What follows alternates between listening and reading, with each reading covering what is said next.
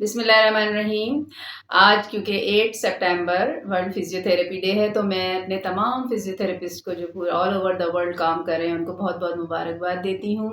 और उनके लिए एक बेहतरीन मशवरा ये जो कि डीपीटी कर रहे हैं वो आगे जाके मास्टर्स करेंगे तो उनके लिए ऑर्थोपीडिक, कार्डियोलॉजी और न्यूरोलॉजी की बहुत बेहतरीन ब्रांचेज़ हैं जहाँ पर वो फर्दर स्टडी कर सकते हैं। इसके अलावा कुछ छोटे कोर्सेज़ भी करते हैं बहुत से लोग, जैसे कि ड्राई नीडलिंग हो गई और टेपिंग हो गई, कायरो हो गई।